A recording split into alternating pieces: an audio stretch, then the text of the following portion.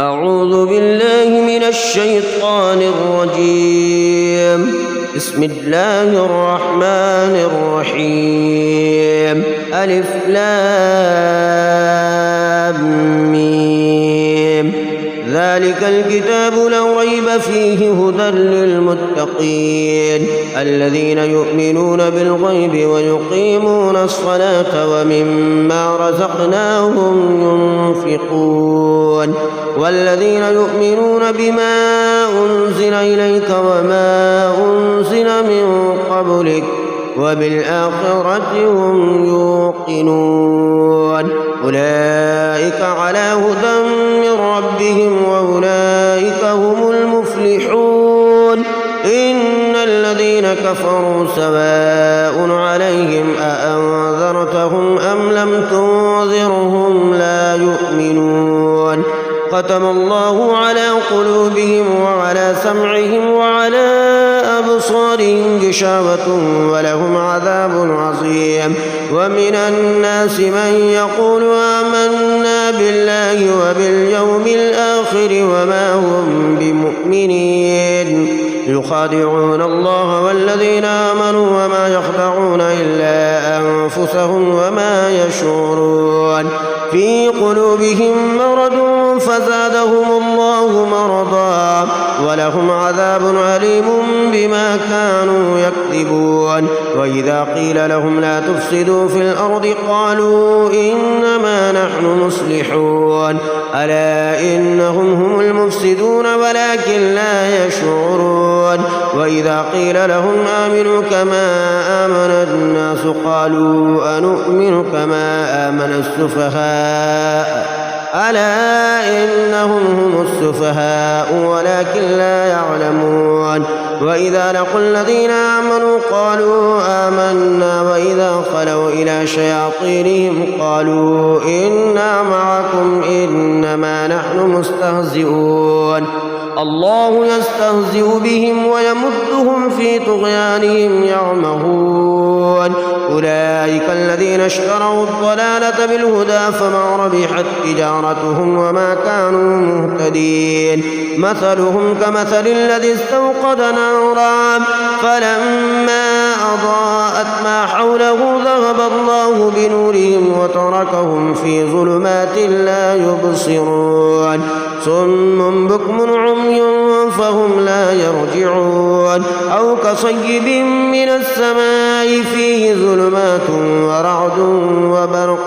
يجعلون أصابعهم في آذانهم من الصواعق حذر الموت والله محيط بالكافرين. يكاد البرق يخطف أبصارهم كلما أضاء لهم مشوا فيه وإذا أظلم عليهم قاموا ولو شاء الله لذهب بسمعهم وأبصارهم إن الله على كل شيء قدير. يا أيها الناس اعبدوا ربكم الذي خلقكم والذين من قبلكم لعلكم تتقون الذي جعل لكم الأرض فراشا والسماء بناء وأنزل من السماء ماء فأخرج به من الثمرات رزقا لكم فلا تجعلوا لله أندادا وأنتم تعلمون. وإن كنتم في ريب مما نزلنا على عبدنا فأتوا بسورة من مثله وادعوا شهداءكم من دون الله إن كنتم صادقين. فإن لم تفعلوا ولن تفعلوا فاتقوا النار التي وقودها الناس والحجارة أعدت للكافرين. وبشر الذين آمنوا وعملوا الصالحات أن لهم جنات تجري من تحتها الأنهار كلما رزقوا منها من ثمرة رزقا قالوا هذا الذي رزقنا من قبل وأتوا به متشابها ولهم فيها أزواج مطهرة مطهرة وهم فيها خالدون إن الله لا يستحيي أن يضرب مثلا ما بعوضة فما فوقها فأما الذين آمنوا فيعلمون أنه الحق من ربهم وأما الذين كفروا فيقولون ماذا أراد الله بهذا مثلا يضل به كثيرا ويهدي به كثيرا وما يضل به إلا الفاسقين الذين ينقضون عهد الله من بعد ميثاقه ويقطعون ما أمر الله به أن يوصل ويفسدون في الأرض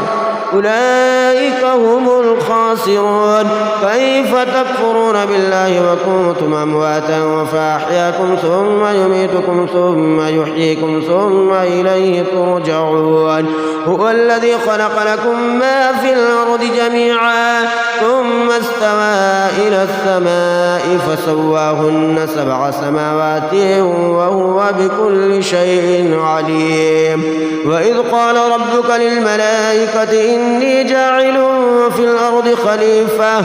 قالوا أتجعل فيها من يفسد فيها ويسفك الدماء ونحن نسبح بحمدك ونقدس لك قال إني أعلم ما لا تعلمون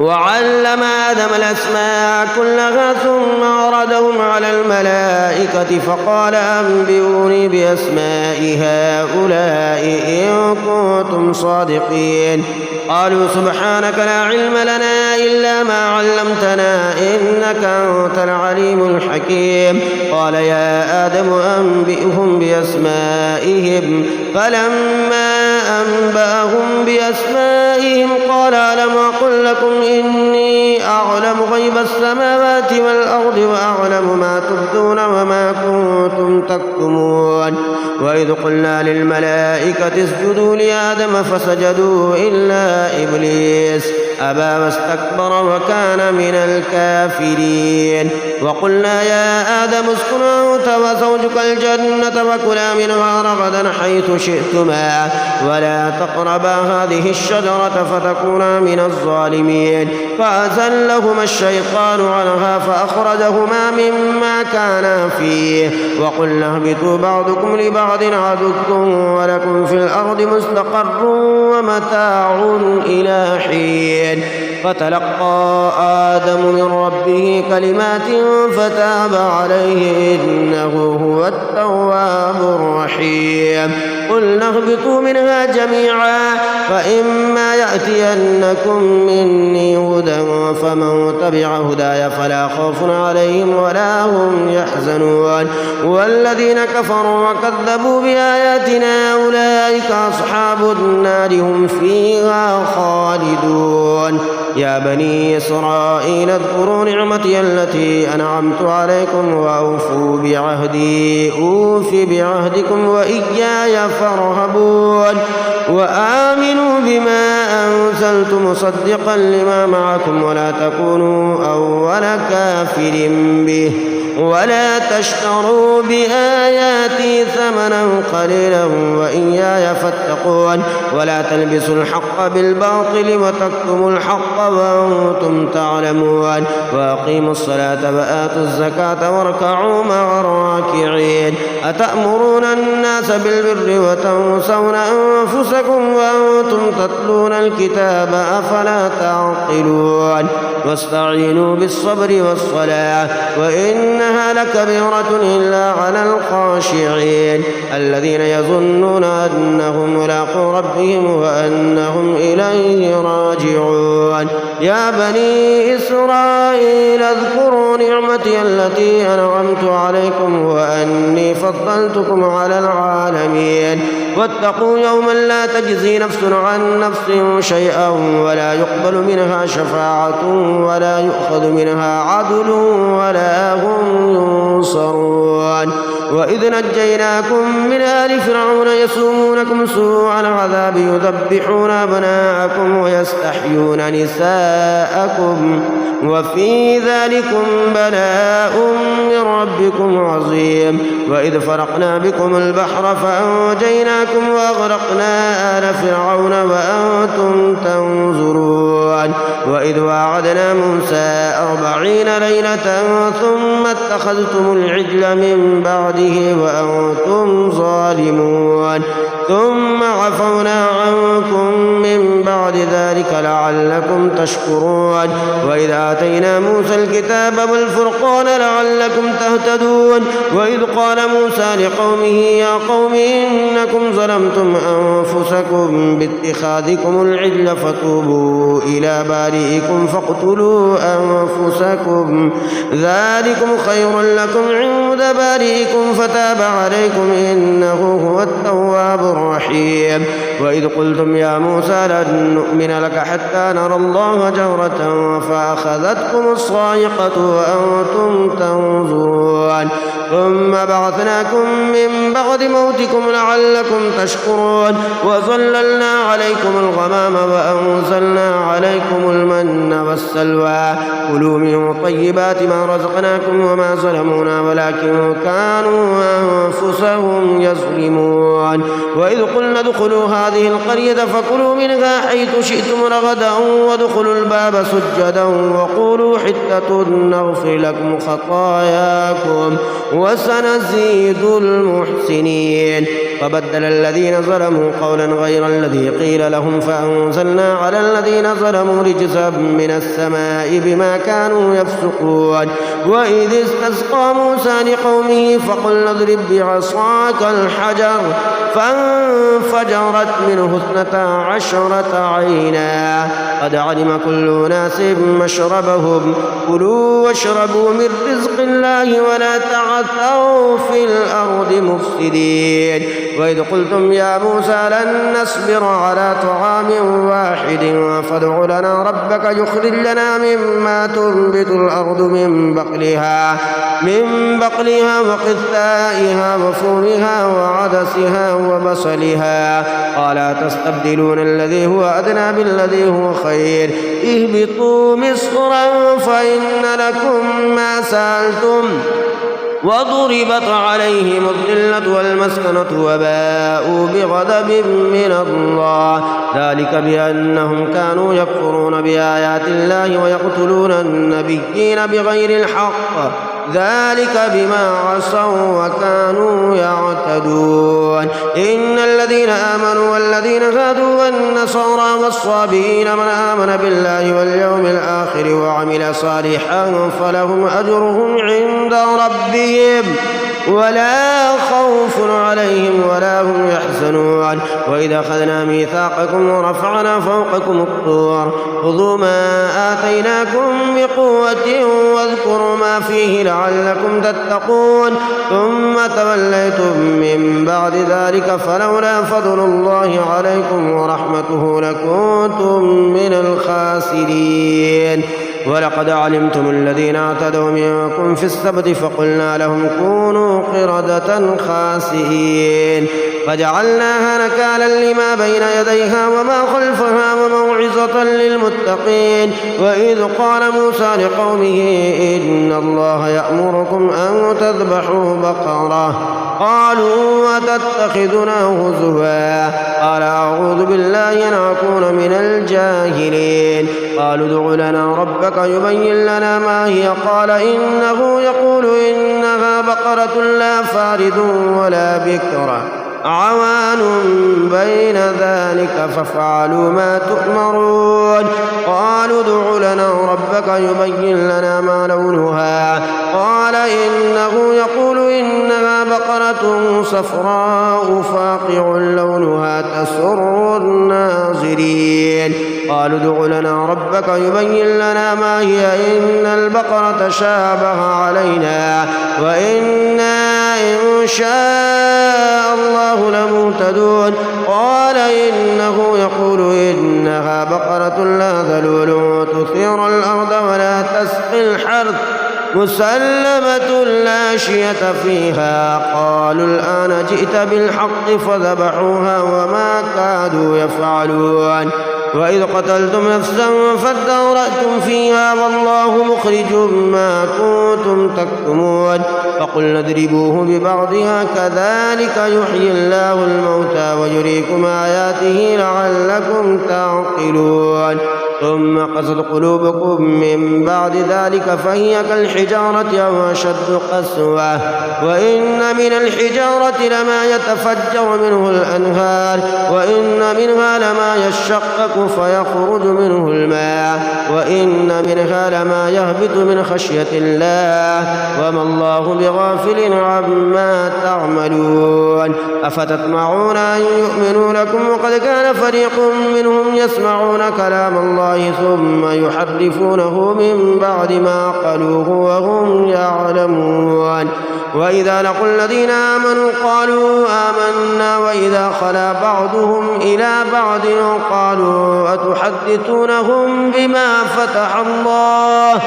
بما فتح الله عليكم ليحاجوكم به عند ربكم أفلا تعقلون أولا يعلمون أن الله يعلم ما يسرون وما يعلنون ومنهم أميون لا يعلمون الكتاب إلا أماني وإنهم إلا يظنون فويل للذين يكتبون الكتاب بأيديهم ثم يقولون هذا من عند الله ليشتروا به ثمنا قليلا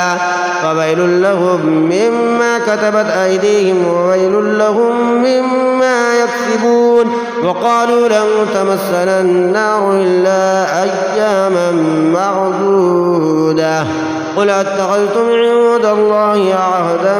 فلن يخلف الله عهده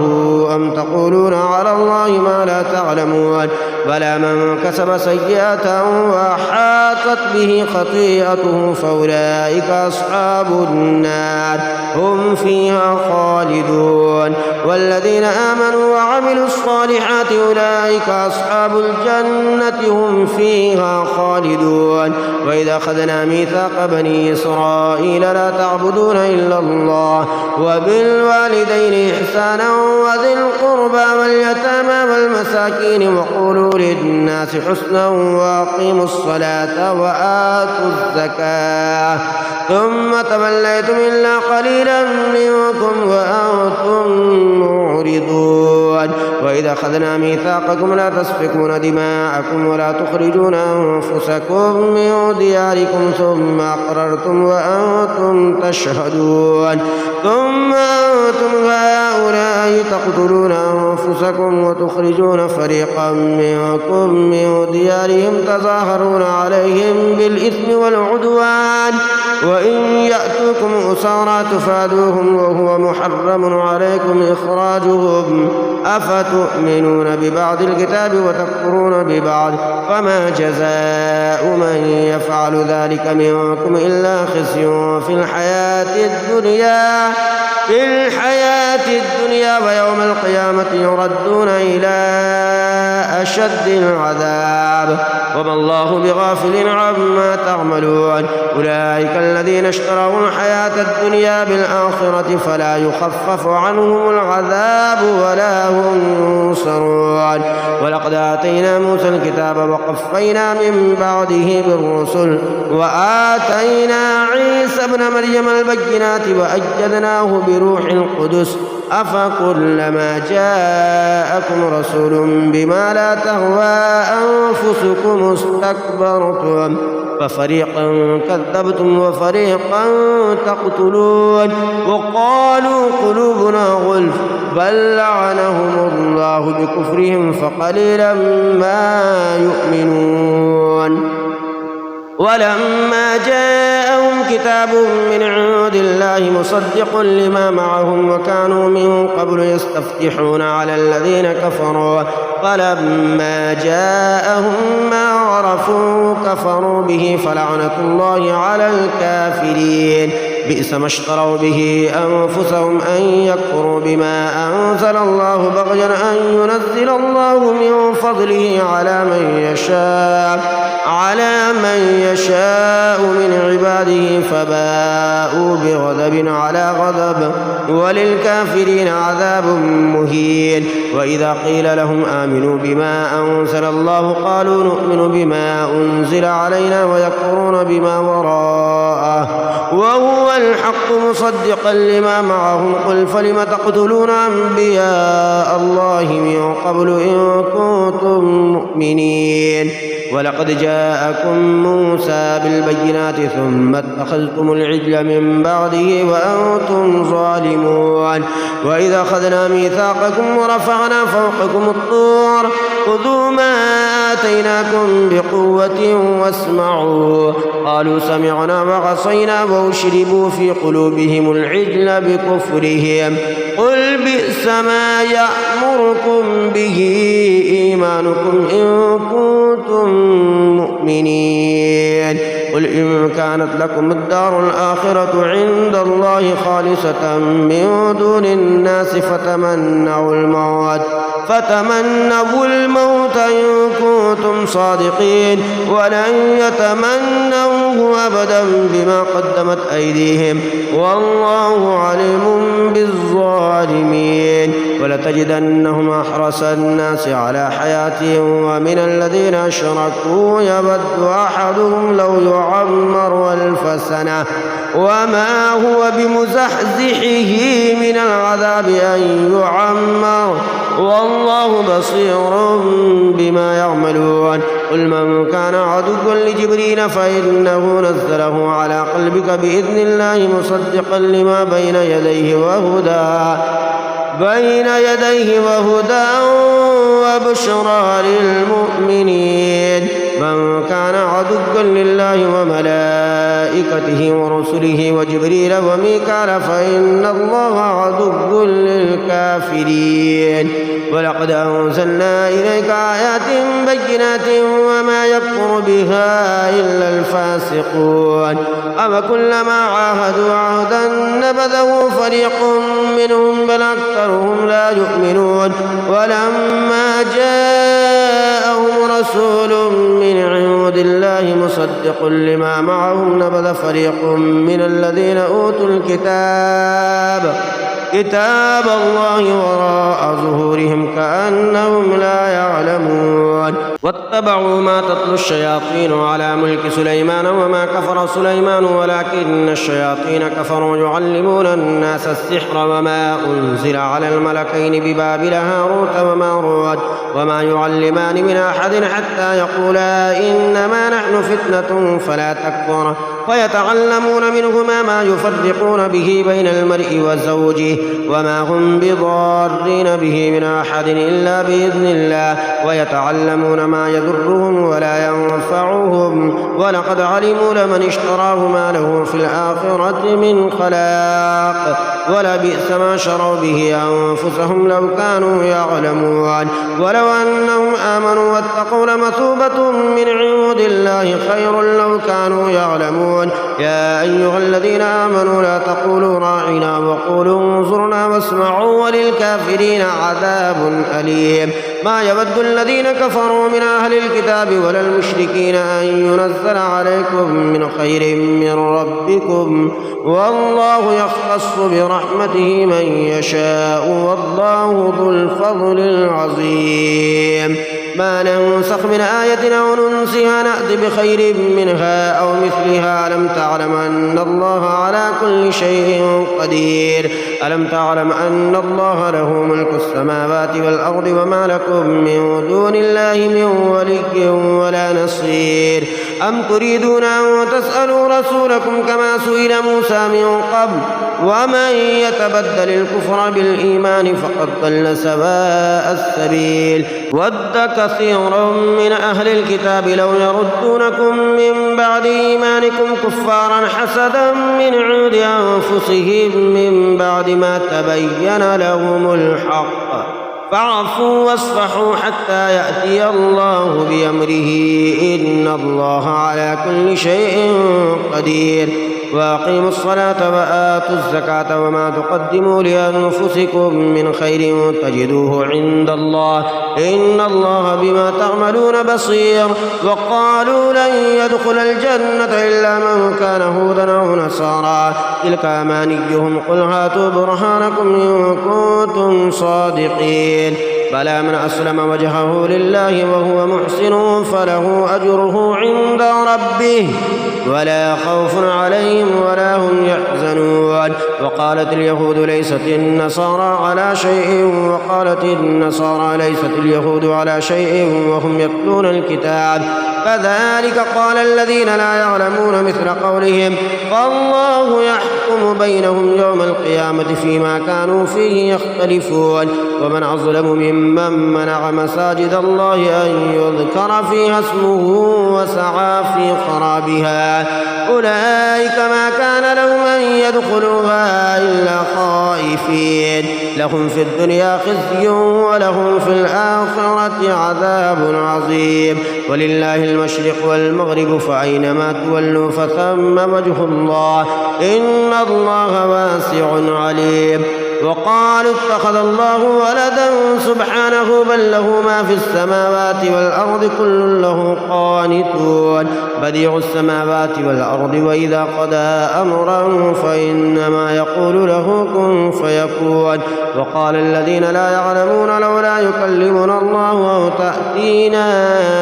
آية كذلك قال الذين من قبلهم مثل قولهم تشابهت قلوبهم قد بينا الآيات لقوم يوقنون إنا أرسلناك بالحق بشيرا ونذيرا ولا تسأل عن أصحاب الجحيم ولن ترضى عنك اليهود ولا النصارى حتى تتبع ملتهم قل إن هدى الله هو الهدى ولئن اتبعت أهواءهم بعد الذي جاءك من العلم ما لك من الله من ولي ولا نصير الذين آتيناهم الكتاب يتلونه حق تلاوته أولئك يؤمنون به ومن يكفر به فأولئك هم الخاسرون يا بني إسرائيل اذكروا نعمتي التي أنعمت عليكم وأني فضلتكم على العالمين واتقوا يوما لا تجزي نفس عن نفس شيئا ولا يقبل منها عدل ولا تنفعها شفاعة ولا هم ينصرون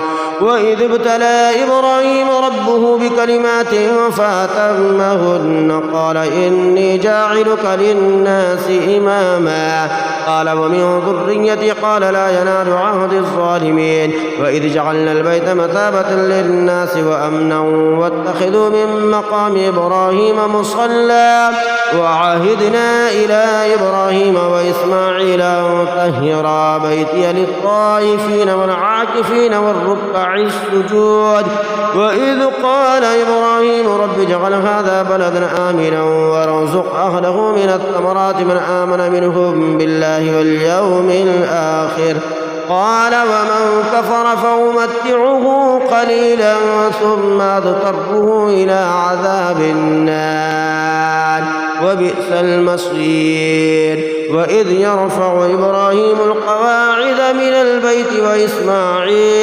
وإسماعيل ربنا تقبل منا إنك أنت السميع العليم ربنا واجعلنا مسلمين لك ومن ذريتنا أمة مسلمة لك وأرنا مناسكنا وتب علينا إنك أنت التواب الرحيم ربنا وابعث فيهم رسولا منهم يتلو عليهم آياتك ويعلمهم الكتاب والحكمة ويزكيهم إنك أنت العزيز الحكيم ومن يرغب عن ملة إبراهيم إلا من سفه نفسه ولقد اصطفيناه في الدنيا وإنه في الآخرة لمن الصالحين إذ قال له ربه أسلم قال أسلمت لرب العالمين ووصى بها إبراهيم بنيه ويعقوب يا بني إن الله اصطفى لكم الدين فلا تموتن إلا وأنتم مسلمون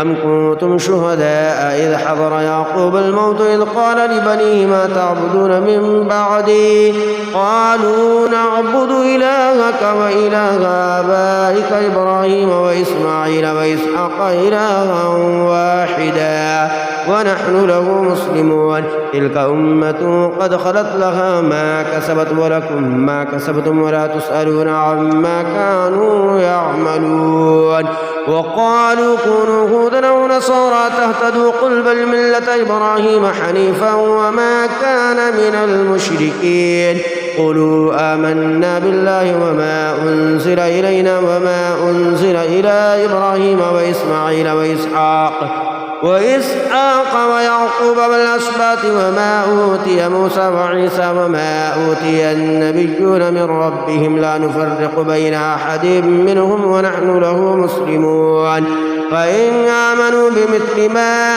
آمنتم به فقد اهتدوا وإن تولوا فإنما هم في شقاق فسيكفيكهم الله وهو السميع العليم صبغة الله ومن أحسن من الله صبغة ونحن له عابدون قل أتحاجوننا في الله وهو ربنا وربكم ولنا أعمالنا ولكم أعمالكم ونحن له مخلصون أم تقولون إن إبراهيم وإسماعيل وإسحاق ويعقوب والأسباط كانوا هودا أو نصارى قل أأنتم أعلم أم الله ومن أظلم ممن كتم شهادة عنده من الله وما الله بغافل عما تعملون تلك أمة قد خلت لها ما كسبت ولكم ما كسبتم ولا تسألون عما كانوا يعملون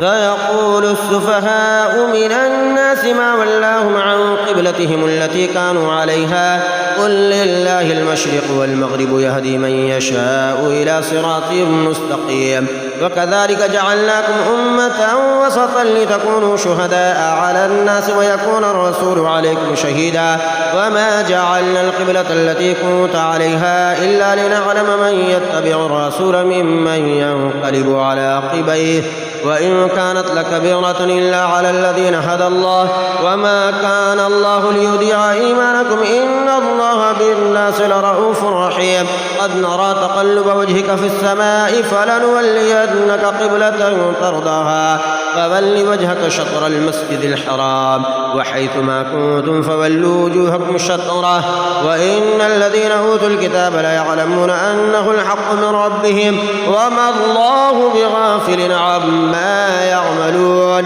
ولئن آتيت الذين أوتوا الكتاب بكل آية ما تبعوا قبلتك وما أنت بتابع قبلتهم وما بعضهم بتابع قبلة بعد ولئن اتبعت أهواءهم من بعد ما جاءك من العلم إنك إذا لمن الظالمين الذين آتيناهم الكتاب يعرفونه كما يعرفون أبناءهم وإن فريقا منهم ليكتمون الحق وهم يعلمون الحق من ربك فلا تكونن من الممترين ولكل وجهة هو موليها فاستبقوا الخيرات أينما تكونوا يأتي بكم الله جميعا إن الله على كل شيء قدير ومن حيث خرجت فول وجهك شطر المسجد الحرام وإنه للحق من ربك وما الله بغافل عما تعملون ومن حيث خرجت فول وجهك شطر المسجد الحرام وحيث ما كنتم فولوا وجوهكم شطره لئلا يكون للناس عليكم حجة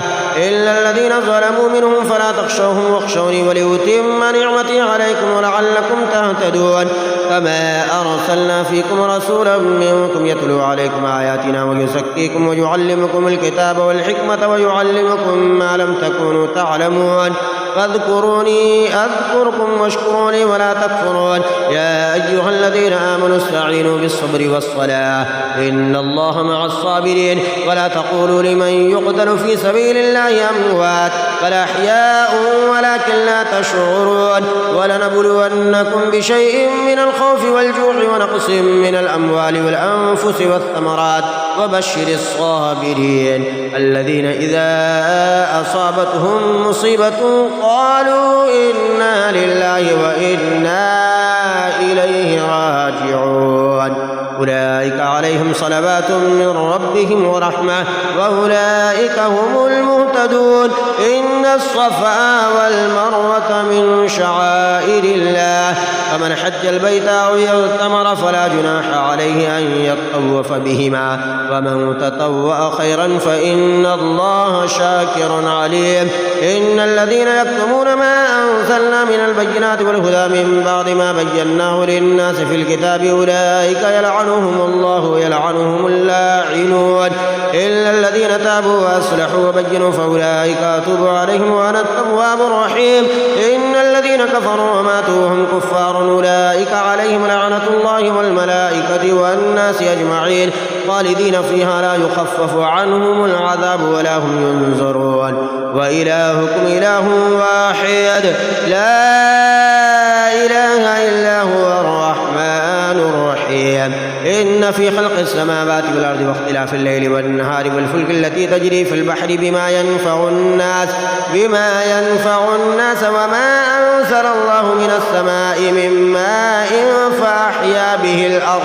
فأحيا به الأرض بعد موتها وبث فيها من كل دابة وتصريف الرياح والسحاب المسخر بين السماء والأرض لآيات لقوم يعقلون. ومن الناس من يتخذ من دون الله أندادا يحبونهم كحب الله والذين آمنوا أشد حبا لله ولو يرى الذين ظلموا إذ يرون العذاب أن القوة لله جميعا وأن الله شديد العذاب إذ تبرأ الذين اتبعوا من الذين اتبعوا ورأوا العذاب وتقطعت بهم الأسباب وقال الذين اتبعوا لو أن لنا كرة فنتبرأ منهم كما تبرأوا منا كذلك يريهم الله أعمالهم حسرات عليهم وما هم بخارجين من النار. يا أيها الناس كلوا مما في الأرض حلالا طيبا ولا تتبعوا خطوات الشيطان إنه لكم عدو مبين.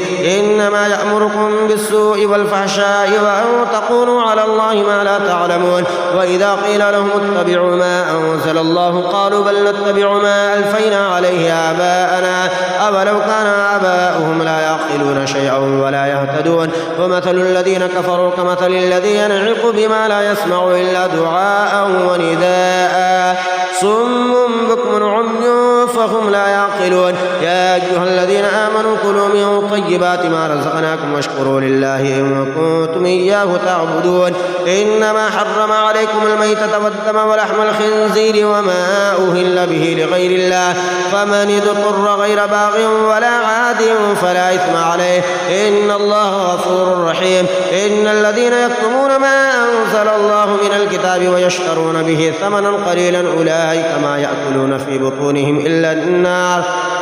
النار ولا يكلمهم الله يوم القيامة ولا يزكيهم ولهم عذاب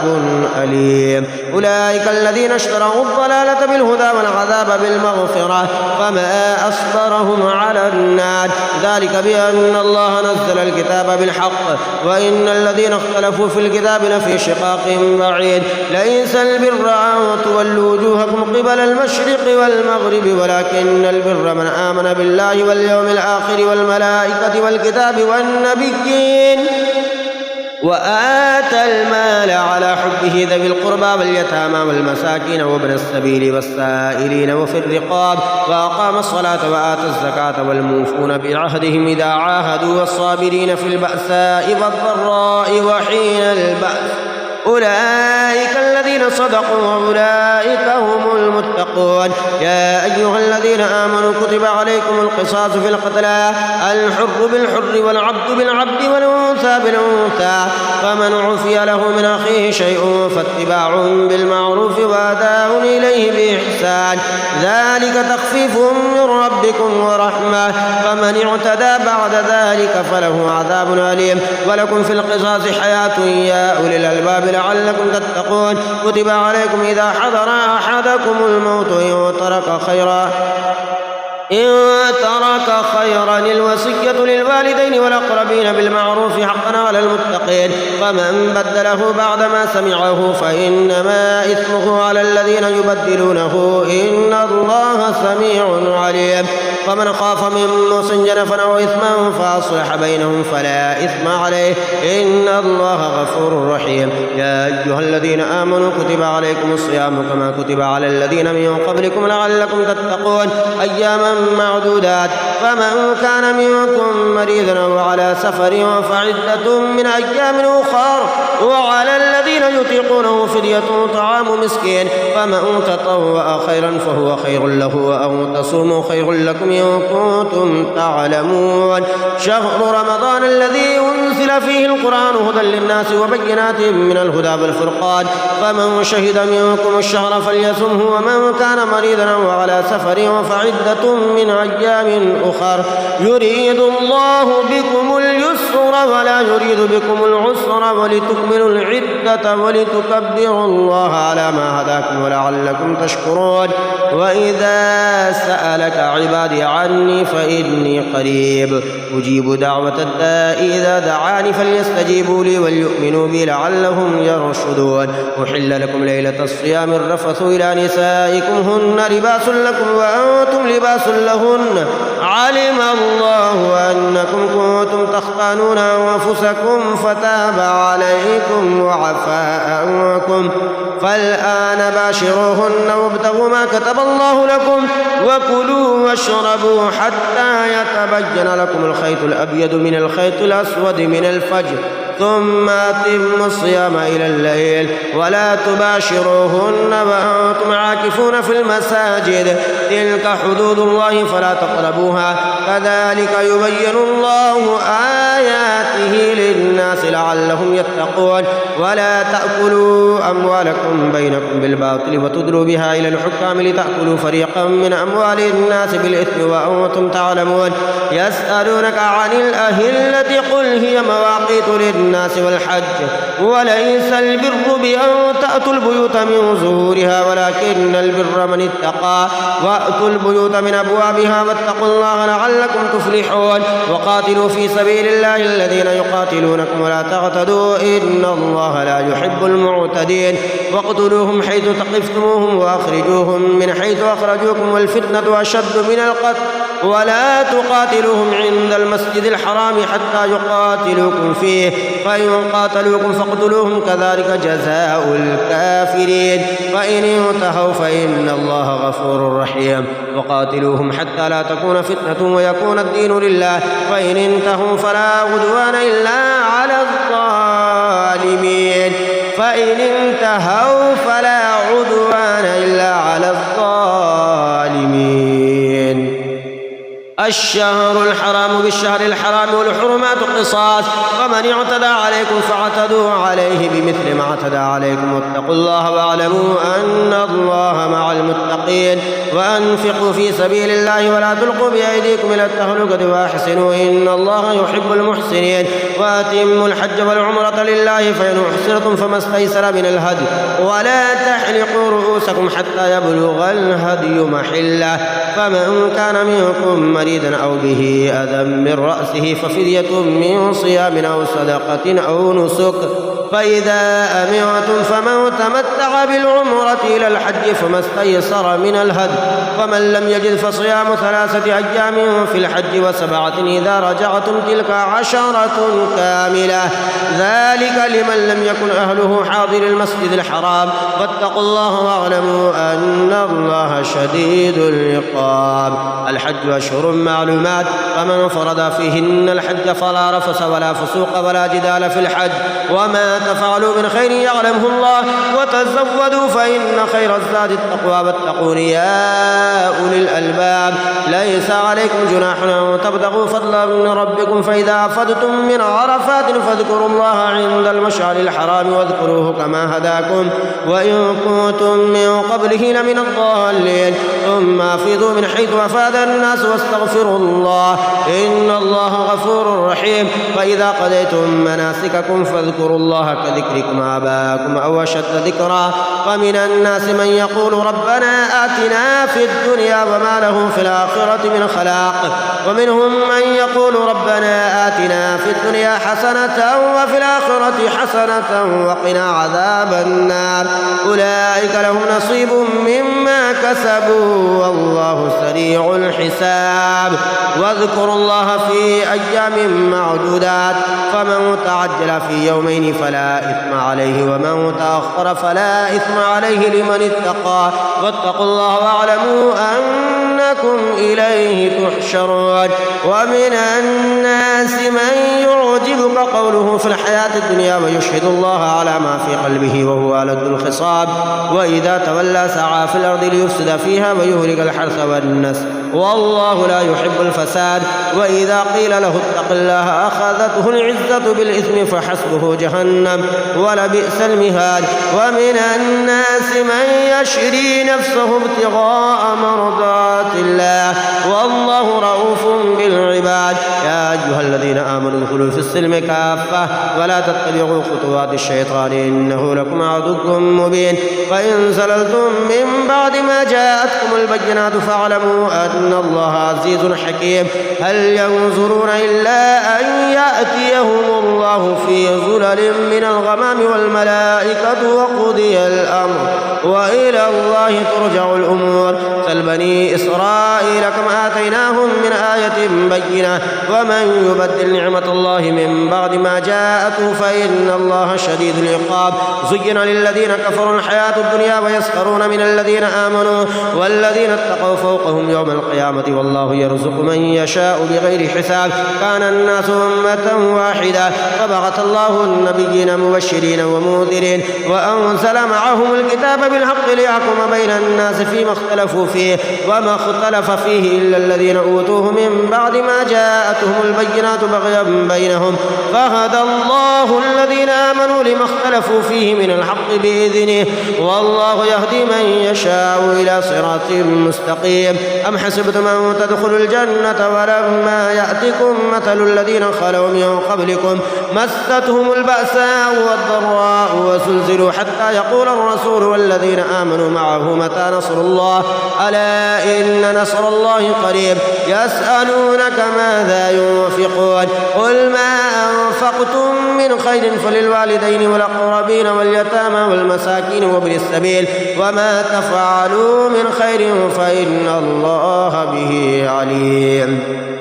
كتب عليكم القتال وهو كره لكم وعسى أن تكرهوا شيئا وهو خير لكم وعسى أن تحبوا شيئا وهو شر لكم والله يعلم وأنتم لا تعلمون. يسألونك عن الشهر الحرام قتال فيه قل قتال فيه كبير وصد عن سبيل الله وكفر به والمسجد الحرام وإخراج أهله منه أكبر عند الله والفتنة أكبر من القتل ولا يزالون يقاتلونكم حتى يردوكم عن دينكم إن استطاعوا ومن يرتد منكم عن دينه فيمت وهو كافر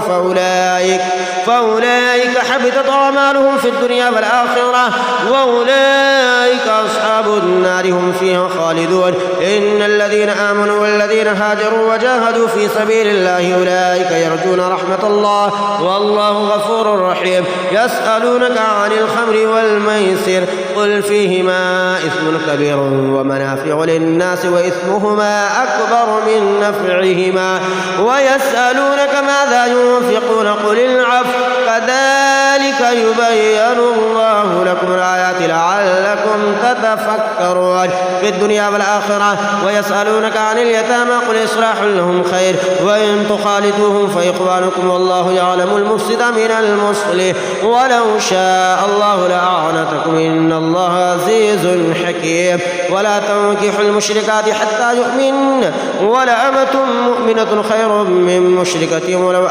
ولو أعجبتكم ولا تنكحوا المشركين حتى يؤمنوا ولعبد مؤمن خير من مشرك ولو أعجبكم أولئك يدعون إلى النار والله يدعو إلى الجنة والمغفرة بإذنه ويبين آياته للناس لعلهم يتذكرون. ويسألونك عن المحيض قل هو أذى فاعتزلوا النساء في المحيض ولا تقربوهن حتى يطهرن فإذا تطهرن فأتوهن من حيث أمركم الله إن الله يحب التوابين ويحب المتطهرين. نساؤكم حرث لكم فأتوا حرثكم أنى شئتم وقدموا لأنفسكم واتقوا الله واعلموا أنكم ملاقوه وبشر المؤمنين. ولا تجعلوا الله عرضة لأيمانكم أن تبروا وتتقوا وتصلحوا بين الناس والله سميع عليم. لا يؤاخذكم الله باللغو في أيمانكم ولكن يؤاخذكم بما كسبت قلوبكم والله غفور حليم.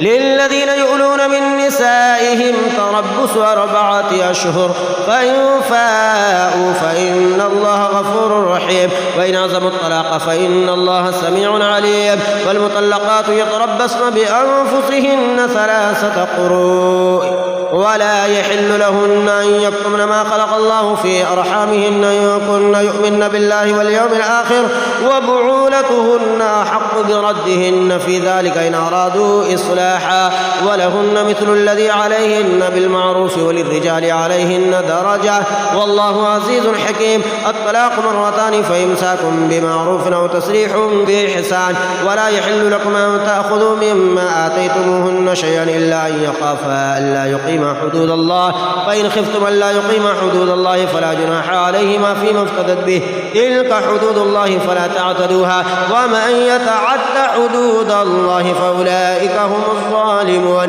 فإن طلقها فلا تحل له من بعد حتى تنكح زوجا غيره فإن طلقها فلا جناح عليهما أن يتراجعا إن ظنا أن يقيما حدود الله وتلك حدود الله يبينها لقوم يعلمون. وإذا طلقتم النساء فبلغن أجلهن فامسكوهن بمعروف أو سرحوهن بمعروف ولا تمسكوهن ضرارا لتعتدوا ومن يفعل ذلك فقد ظلم نفسه. ولا تتخذوا آيات الله هزوا واذكروا نعمة الله عليكم وما أنزل عليكم من الكتاب والحكمة يعظكم به واتقوا الله واعلموا أن الله بكل شيء عليم. وإذا طلقتم النساء فبلغن أجلهن فلا تعضلوهن أن ينكحن أزواجهن إذا تراضوا بينهم بالمعروف ذلك يوعظ به من كان منكم يؤمن بالله واليوم الآخر ذلكم أزكى لكم وأطهر والله يعلم وأنتم لا تعلمون. والوالدات يرضعن أولادهن حولين كاملين لمن أراد أن يتم الرضاعة وعلى المولود له رزقهن وكسوتهن بالمعروف لا تكلف نفس إلا وسعها لا تضار والدة بولدها ولا مولود له بولده وعلى الوارث مثل ذلك فإن أرادا فصالا أو تراض منهما وتشاور فلا جناح عليهما. وإن أردتم أن تسترضعوا أولادكم فلا جناح عليكم إذا سلمتم ما آتيتم بالمعروف واتقوا الله واعلموا أن الله بما تعملون بصير. والذين يتوفون منكم ويذرون أزواجا يتربصن بأنفسهن 4 أشهر و10 فإذا بلغن أجلهن فلا جناح عليكم فيما فعلن في أنفسهن بالمعروف والله بما تعملون خبير. ولا جناح عليكم فيما عرضتم به من خطبة النساء أو أكننتم في أنفسكم علم الله أنكم ستذكرونهن ولكن لا تواعدوهن سرا إلا أن تقولوا قولا معروفا ولا تعزموا عقدة النكاح حتى يبلغ الكتاب أجله واعلموا أن الله يعلم ما في أنفسكم فاحذروه واعلموا أن الله غفور حليم. لا جناح عليكم إن طلقتم النساء ما لم تمسوهن أو تفرضوا لهن فريضة ومتعوهن على الموسع قدره وعلى المقتر قدره متاعا بالمعروف حقا على المحسنين. وإن طلقتموهن من قبل أن تمسوهن وقد فرضتم لهن فريضة فنصف ما فرضتم إلا أن يعفون أو يعفو الذي بيده عقدة النكاح وأن تعفوا أقرب للتقوى ولا تنسوا الفضل بينكم إن الله بما تعملون بصير. حافظوا على الصلوات والصلاة الوسطى وقوموا لله قانتين. فإن خفتم فرجالا أو ركبانا فإذا أمنتم فاذكروا الله كما علمكم ما لم تكونوا تعلمون. والذين يتوفون منكم ويذرون أزواجا وصية وصية لأزواجهم متاعا إلى الحول غير إخراج، فإن خرجن فلا جناح عليكم فيما فعلن في أنفسهن من معروف، والله عزيز حكيم. وللمطلقات متاع بالمعروف حقا على المتقين، كذلك يبين الله لكم آياته لعلكم تعقلون. ألم تر إلى الذين خرجوا من ديارهم وهم ألوف حذر الموت فقال لهم الله موتوا ثم أحياهم، إن الله لذو فضل على الناس ولكن أكثر الناس لا يشكرون. وقاتلوا في سبيل الله واعلموا أن الله سميع عليم. من ذا الذي يقرض الله قرضا حسنا فيضاعفه له أضعافا كثيرا، والله يقبض ويبسط وإليه ترجعون. ألم تر إلى الملأ من بني إسرائيل من بعد موسى إذ قالوا لنبي له مبعث لنا ملكا نقاتل في سبيل الله، قال هل عسيتم إن كتب عليكم القتال ألا تقاتلوا؟ قالوا وما لنا ألا نقاتل في سبيل الله وقد أخرجنا من ديارنا وأبنائنا، فلما كتب عليهم القتال تولوا إلا قليلا منهم والله عليم بالظالمين. وقال لهم نبيهم إن الله قد بعث لكم طالوت ملكا، قالوا أن يكون له الملك علينا ونحن أحق بالملك منه ولم يؤت سعة من المال، قال إن الله اصطفاه عليكم وزاده بسطة في العلم والجسم والله يؤتي ملكه من يشاء والله واسع عليم. وقال لهم نبيهم إن آية ملكه أن يأتيكم التابوت فيه سكينة من ربكم وبقية مما ترك آل موسى وآل هارون تحمله الملائكة إن في ذلك لآية لكم إن كنتم مؤمنين. فلما فصل طالوت بالجنود قال إن الله مبتليكم بنهر فمن شرب منه فليس مني ومن لم يطعمه فإنه مني إلا من اغترف غرفة بيده فشربوا منه إلا قليلا منهم. فلما جاوزه هو والذين آمنوا معه قالوا لا طاقة لنا اليوم بجالوت وجنوده، قال الذين يظنون أنهم ملاقوا الله كم من فئة قليلة غلبت فئة كثيرة بإذن الله والله مع الصابرين. ولما برزوا لجالوت وجنوده قالوا ربنا أفرغ علينا صبرا وثبت أقدامنا وانصرنا على القوم الكافرين. فهزموهم بإذن الله وقتل داود جالوت وآتاه الله الملك والحكمة وعلمه مما يشاء ولولا دفع الله الناس بعضهم ببعض لفسدت الأرض ولكن الله ذو فضل على العالمين. تلك آيات الله نتلوها عليك بالحق وإنك لمن المرسلين. تلك الرسل فضلنا بعضهم على بعض منهم من كلم الله ورفع بعضهم درجات وآتينا عيسى ابن مريم البينات وأيدناه بروح القدس ولو شاء الله ما اقتتل الذين من بعدهم من بعد ما جاءتهم البينات ولكن اختلفوا فمنهم من آمن ومنهم من كفر ولو شاء الله ما اقتتلوا ولكن الله يفعل ما يريد. يا أيها الذين آمنوا أنفقوا مما رزقناكم من قبل أن يأتي يوم لا بيع فيه ولا خلة ولا شفاعة والكافرون هم الظالمون. الله لا إله إلا هو الحي القيوم لا تأخذه سنة ولا نوم له ما في السماوات وما في الأرض. من ذا الذي يشفع عنده إلا بإذنه يعلم ما بين أيديهم وما خلفهم ولا يحيطون بشيء من علمه إلا بما شاء وسع كرسيه السماوات والأرض ولا يؤوده حفظهما وهو العلي العظيم. لا إكراه في الدين قد تبين الرشد من الغي فمن يكفر بالطاغوت ويؤمن بالله فقد استمسك بالعروة الوثقى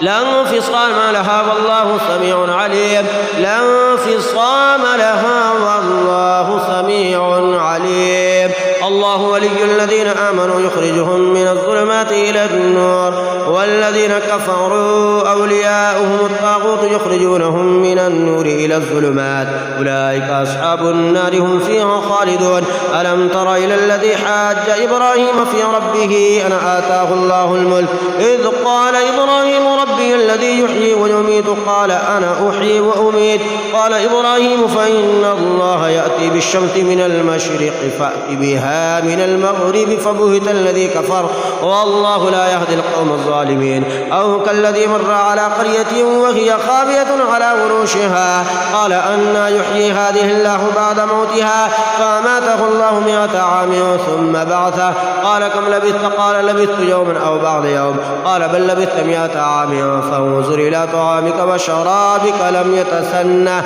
وانظر إلى حمارك ولنجعلك آية للناس وانظر إلى العظام كيف ننشزها ثم نكسوها لحما فلما تبين له قال أعلم أن الله على كل شيء قدير. وإذ قال إبراهيم ربي أرني كيف تحيي الموتى قال أولم تؤمن قال بلى ولكن ليطمئن قلبي قال فخذ 4 من الطير فصرهن إليك ثم اجعل على كل جبل منهن جزعا ثم ادعوهن يأتينك سعيا واعلم أن الله عزيز حكيم. مثل الذين ينفقون أموالهم في سبيل الله كمثل حبة أنبتت 7 سنابل في كل سنبلة 100 حبة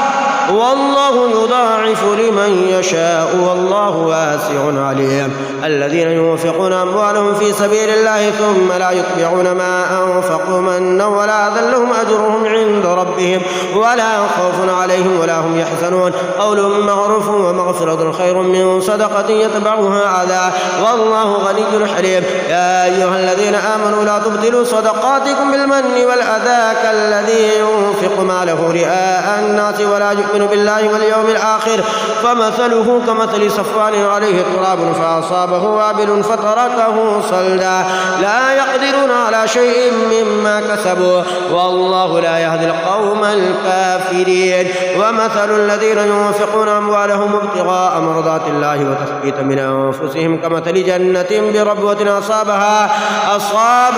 وابل فآتت أكلها ضعفين فإن لم يصبها وابل فطل والله بما تعملون بصير. أيود أحدكم أن تكون له جنة من نخيل وأعناب تجري من تحتها الأنهار له فيها من كل الثمرات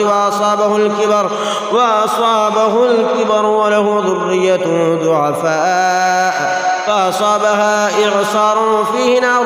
فاحترقت كذلك يبين الله لكم الآيات لعلكم تتفكرون. يا أيها الذين آمنوا أنفقوا من طيبات ما كسبتم ومما أخرجنا لكم من الأرض ولا تيمموا الخبيث منه تنفقون ولستم بآخذه إلا أن تغمدوا فيه واعلموا أن الله غني حميد. الشيطان يعدكم الفقر ويأمركم بالفحشاء والله يعدكم مغفرة منه وفضلا والله واسع عليم. يؤتي الحكمة من يشاء ومن يؤت الحكمة فقد أوتي خيرا كثيرا وما يذكر إلا أولو الألباب. وما أنفقتم من نفقة أو نذرتم من نذر فإن الله يعلمه وما للظالمين من أنصار. إن تبدوا الصدقات فنعما هي وإن تخفوها فتؤتوها الفقراء فهو خير لكم ويكفر عنكم من سيئاتكم والله بما تعملون خبير. ليس عليك هداهم ولكن الله يهدي من يشاء وما تنفقوا من خير فلأنفسكم وما تنفقون إلا ابتغاء وجه الله وما تنفقوا من خير يوفى إليكم وأنتم لا تظلمون. للفقراء الذين أحصروا في سبيل الله لا يستطيعون ضربا في الأرض يحسبهم الجاهل أغنياء من التعفف تعرفهم بسيماهم لا يسألون الناس إلحافا وما تنفقوا من خير فإن الله به عليم. الذين ينفقون أموالهم بالليل والنهار سرا وعلانية فلهم أجرهم عند ربهم ولا خوف عليهم ولا هم يحزنون. الذين يأكلون الربا لا يقومون إلا كما يقوم الذي يتخبطه الشيطان من المس ذلك بأنهم قالوا إنما البيع مثل الربا وأحل الله البيع وحرم الربا فمن جاءه موعظة من ربه فانتهى فله ما سلف وأمره إلى الله ومن عاد فأولئك أصحاب النار هم فيها خالدون يمحق الله الربا ويربي الصدقات والله لا يحب كل كفار أثيم إن الذين آمنوا وعملوا الصالحات وأقاموا الصلاة وآتوا الزكاة لهم أجرهم عند ربهم ولا خوف عليهم ولا هم يحزنون يا أيها الذين آمنوا اتقوا الله وذروا ما بقي من الربا إن كنتم مؤمنين فإن لم تفعلوا فأذنوا بحرب من الله ورسوله وإن تبتم فلكم رؤوس أموالكم لا تظلمون ولا تظلمون وإن كان ذو عسرة فنظرة إلى ميسرة وأن تصدقوا خير لكم إن كنتم تعلمون واتقوا يوما ترجعون فيه إلى الله ثم توفى كل نفس ما كسبت وهم لا يظلمون يا أيها الذين آمنوا إذا تداينتم بدين إلى أجل مسمى فاكتبوه وليكتب بينكم كاتب بالعدل ولا يأبى كاتب أن يكتب كما علمه الله فليكتب وليملل الذي عليه الحق وليتق الله ربه ولا يبخس منه شيئا فإن كان الذي عليه الحق سفيها أو ضعيفا أو لا يستطيع أن يمله فليملل وليه بالعدل واستشهدوا شهيدين من رجالكم فإن لم يكونا رجلين فرجل وامرأتان ممن ترضون من الشهداء أو تذل إحداهما فتذكر إحداهما الأخرى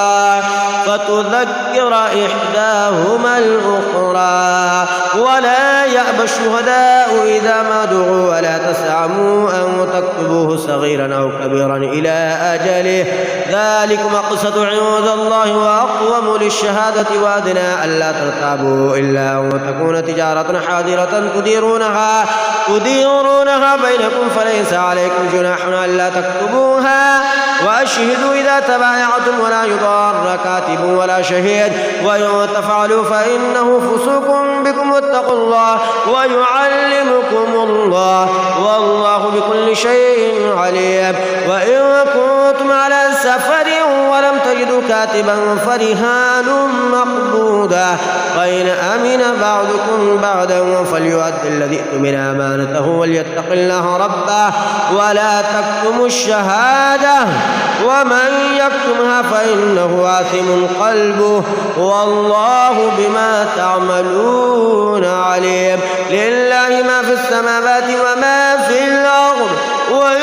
تبدوا ما في أنفسكم أو تخفوه يحاسبكم به الله فيغفر لمن يشاء ويعذب من يشاء والله على كل شيء قدير آمن الرسول بما أنزل إليه من ربه والمؤمنون كلنا آمن بالله وملائكته وكتبه ورسله لا نفرق بين أحد من رسله وقالوا سمعنا وأطعنا غفرانك ربنا وإليك المصير لا يكلف الله نفسا إلا وسعها لها ما كسبت وعليها ما اكتسبت ربنا لا تؤاخذنا إن نسينا أو أخطأنا ربنا ولا تحمل علينا إصرا كما حملته على الذين من قبلنا ربنا ولا تحملنا ما لا طاقة لنا به واعف عنا واغفر لنا وارحمنا أنت مولانا فانصرنا على القوم الكافرين آمنت بالله صدق الله العظيم.